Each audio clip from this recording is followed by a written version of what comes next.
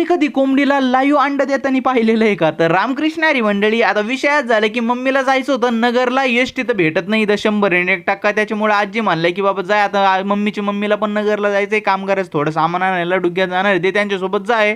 म्हणलं नाही बाबा, एसटीची वाट बघू आपण, रस्त्याला थांबलो. एक एसटी गेली, दुसरी गेली, तिसऱ्या वेळेस तर 2-2 आल्या होत्या, एक पुण्याची आणि एक पाथर्डीची. पुढची तर गेली बरं का, पुण्याची निघून पाथर्डीची थांबली. म्हणलं हिचा काही उपयोग नाही, ड्रायव्हर दादा तुम्ही जा.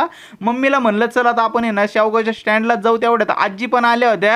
आता आजी तर ते निघाले बरं का पुढं. मग मम्मीला नेलं स्टँडवर, मम्मीला स्टँडवर बसून दिलं गाडीत आणि घरी आलो. बाबा म्हणतात मला आहे ना एक कोंबडी आहे ना बसली बाबा अंड्यावर, मला डाऊट येतोय ती खुडूक बिडूक झालेली, ती जाऊन बघू नये. तिथं बघत होतं ते खुडूक कोंबडीचं बाजूला इकडे लाईव्ह अंड देतानीच बघितलं, ती देत होती पत्र्यावर अंड. म्हणलं पडून फुटावं नाही, त्याच्यामुळे ते हातात धरलं, ते जिथं खाली कोंबडी बसली होती का तिथं ठेवलंय. आता ते कोंबडीचं नंतर कळंबर बरं का आपल्याला. पहिलं कोंबड्याला मला खायला टाकावं लागेल, कारण की त्याला मागं फिर राहिल्या. त्यांना कोंबड्याला टाकता टाकता ते गौरीनी तोंडवर केलं होतं, मग तिला बी 2-3 घास दिले. आणि दुपारी इतका मुसळधार पाऊस आला होता, 15 दिवसाची झंझटच मिटून टाकली भाऊ कपाशीला पाण्याची. आता फक्त पाणी साचलं नाही पाहिजे कपाशीत, काहीतरी जुगाड करावं लागेल. पण पाऊस एक नंबर झाला.